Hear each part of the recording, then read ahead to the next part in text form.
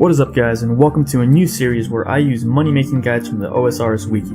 If you guys enjoy this idea, I'll definitely make more and try to run through every single one of these on the list, no matter how ridiculous they might be. I'll be trying and testing out these money makers to see how accurate they are so you don't have to. Let's get into the video.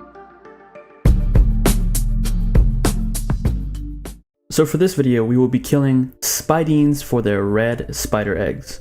And the reason why I'm doing this video is because I've gotten so many comments in the past asking for this, and I think it started off on the one video that I made about collecting red spider eggs in the Edgeville dungeon.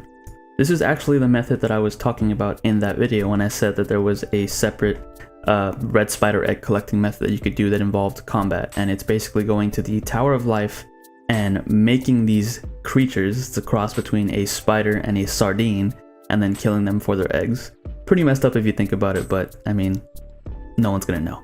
Except, of course, everyone who's watching this video and everyone who is involved in this crime, but you know, let's just keep it on the down low. I have mentioned that the wiki has this nice little feature above right here where you can adjust the kills per hour, and basically you just put in however many kills you'll get in that hour and it'll tell you how much money that you will make from the drops. And now we've made it to the gear setup portion of the video, and I already know that I'm gonna get some people in the comments saying, oh well, we don't have bandos, we don't have primordials, you know, we don't have all this gear. And honestly, you don't need it. For me, it'd be pretty much impossible to test this method with every type of gear setup. So as you can see in my inventory, I have different options that you can bring, but basically just bring whatever you have that is best for you. Even if I were to go the rune route and just wear the rune armor that I have down there, it would still be pretty unfair because my stats are already at 99, so it wouldn't make much sense to do that. But basically what you want to do is just bring the best combat equipment that you can afford and that you can wear. Good alternatives are the proselyte armor if you want to save on prayer. It'll greatly increase the amount of time you have before your prayer runs out whenever you're wearing the proselyte. But other than that, just bring, you know, your best gear, your best weapons, and you should be fine. Now, as for the bank setup of the video, it's the same as with all the rest of my videos. I use bank fillers just to make the banking quicker. All you'll need is just the red spider eggs and the sardines. This is what you'll be using to actually make the Spidines. And of course I put them right there next to the deposit button, just for quick banking. This part really isn't necessary simply because the only items that you will be depositing are the red spider eggs. Just make sure you don't accidentally bank your equipment because that can be a pain to get all of that stuff out again. Now I can go ahead and show you how I will be getting there. Well, actually there's multiple ways to get there. You can either use the Ardoin, I don't know if I'm saying that right, I think it's Ardoin Cape to teleport to the monastery and then run east and you will make it to the Tower of Life. This will probably be the most popular method simply because it is, I think, the easiest to get a hold of. I think even the Ardoin Cape 1 will teleport you to the monastery an unlimited number of times, so that's pretty nice. Me though, I will be using the fairy ring that you see right there to the northeast. But yeah, this is basically how you get to the tower, and then you can climb down here, and this is the room that you would be spending your time in. It's over here where this guy is already attacking a Spidine, so we'll probably hop worlds before we start the whole process. Now I can go ahead and show you the method that I will be using. I'll be teleporting to my POH, using the Ornate Rejuvenation Pool to restore any prayer that I may have lost, and then using the fairy ring to go to the Tower of Life. As you can see, it spawns me pretty close to it, so whether this is faster than using the cape method, I honestly don't know, because with the cape, of course, it spawns you a little bit further away, but you don't have to go through all of the, I guess, animations whenever you teleport to the house. You have to wait for the house to load in, and then you have to use the fairy ring, and it can take a while, so it might be the same, who knows. The only problem with the method that I'm using is that you will need to have a fairy ring in your house and possibly an Ornate Rejuvenation Pool, which is pretty high requirements, so unless you're using somebody else's house, I really wouldn't recommend that method. This was just me trying to use the best, I guess, methods that I could possibly find. Like I said before, the most popular method will most likely be using the Ardoin Cape. So when you use that, you'll be using that to go to the monastery, to run east to the Tower of Life. You'll come down here, you'll make the Spidines, kill them, take their red spider eggs, and then you can use a Ring of Dueling to teleport to Castle Wars, which is a pretty close bank to a teleport. Now, as for how you make these Spidines, it's pretty simple. All you do is click on that little altar that you see to the left, and it will spawn these Spidines somewhere in this room. And then you just kill them, and they only have 35 hit points, so they die fairly quickly. But even in max gear, you'll still see them tank a few whip hits. I'll hit a few zeros in a row, and you know, that's just RuneScape. But yeah, most of the time they will be dying pretty quickly. So with like most things in this game, depending on how good your RNG is, whether you know you hit them, whether you one hit them or it takes 8 hits to hit them or kill them, you know, you'll be making different amounts of money. So just pray that you're one hitting all of the Spidines. To help me out in that regard, I was using Piety the entire time that I was down here, and the wiki also showed that some of the inputs that you could use are super strength potions and super attack potions. So if you have fairly low combat stats, using those potions can help. But in this case, I didn't use it simply because I had, you know, the high stats, I had Piety, I had the good gear, and I just didn't feel like bringing those in my inventory, which I guess you could pot up at the bank and then fill up your inventory with red spider eggs and sardines before you go, but I just didn't feel like doing that. So as for how I am highlighting the red spider eggs on the ground with the yellow text, all I did was hold the Alt key and then hit the plus sign that appeared next to the red spider eggs names. This will highlight the item, and then to make the other items disappear, all you have to do is hold Alt again and hit the minus sign next to the names on certain items, and it will make them disappear. This is pretty helpful because it'll just let you focus on the red spider eggs and you won't be able to miss them. It's pretty nice when you don't have to worry about a very cluttered screen.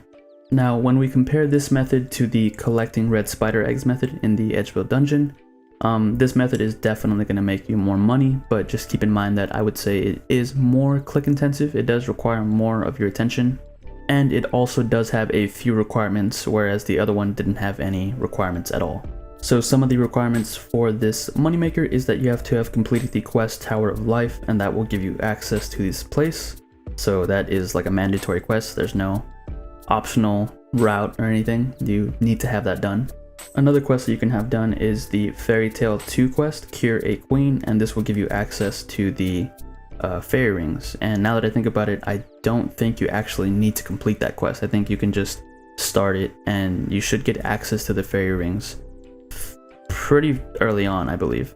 It's been a while since I've done it, but I'm pretty sure you get it pretty early on. And besides that, I'd say the only other important thing to have done is the Medium Ardoin diary, because when you do that, you get these red spider eggs in noted form. If you don't have that diary done, then this moneymaker pretty much, you lose a lot of money, because instead of picking up, you know, 60, 70, 80 red spider eggs before you leave, you're only picking up a full inventory, so it might not even be worth doing if you don't have the diary done. And with the diary being done, you also get access to that nice cape that will bring you to the monastery an unlimited number of times. As far as quest requirements and diary requirements go, that's pretty much all you need.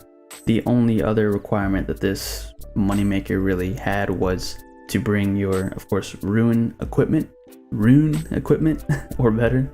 I get roasted every single time for saying that word incorrectly, but I'm trying. But yeah, just bring whatever equipment that you have, you know, bring your best equipment.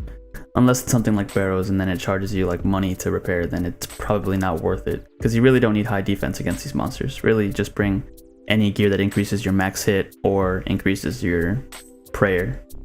And if you're curious, or maybe you don't have the requirements for this moneymaker, feel free to check out the video I did on collecting red spider eggs in the Edgeville dungeon. There's really no requirements for that, and it's still pretty decent money. I'll go ahead and put a link to that somewhere on this clip right now. And also the timer did end, but since I was already here, I decided to go ahead and finish off this last inventory. I'll let you decide if you want to count it or not. We can now go ahead and figure out exactly how much money we made from this 1 hour of killing Spidines. We got around 1,310 red spider eggs for a total price of 1,220,920 GP. Of course, we are going to have to subtract some supplies, but that's still a decent amount of money. And it's also important to note that I did not hit the estimated 300 kills that the wiki said that you can do. So, I mean, that could just be bad luck on my part, or maybe the method of transportation that I was using was slower, so just keep that in mind. But now we can go ahead and put the red spider eggs in there to sell, and unfortunately the market price is quite a bit higher than what the actively traded price is, but I'm still going to put it at around 921 because I did do a small price check before, selling them off, and as you can see here, they sold instantly. So I probably could have, milked it a little bit more, but I'll still take it. The prices for these items are always jumping around, so make sure you do a price check before you do this moneymaker, just so you can, make sure you're getting the best price for your items. And as you can see here, we made about 1.2 mil, so not too bad. But now, of course, we can go to the next screen and start doing the price check on how much money we actually made. And this red satchel, I actually had no idea that these were even a thing, but the Spidines do drop those, and I did pick one up just to show you that you could actually wear it, and I think you can actually store some food in there, which is pretty interesting. So now we can go ahead and figure out the total amount of money that we actually made from 1 hour. The amount of money that we spent on supplies was around 273,714 GP. That was for the red spider eggs and the sardines that we bought. And then the amount of money that we made, which was 1,206,510 GP, gives us a grand total profit of 932,796 GP. So definitely not bad for 1 hour of killing these Spidines, close to 1 mil. Besides the money, we also managed to get a nice amount of XP, which was 13.7 thousand for each skill that you see here, which is attack, strength, defense, and HP. Of course, this will depend on what weapon you decide to use. We were using the whip on controlled, so it was giving us XP in all of these skills. I just want to say thanks for checking out the video, and if you did enjoy it, don't forget to give it a thumbs up and possibly a subscription. And as always, I will catch you guys in the next episode.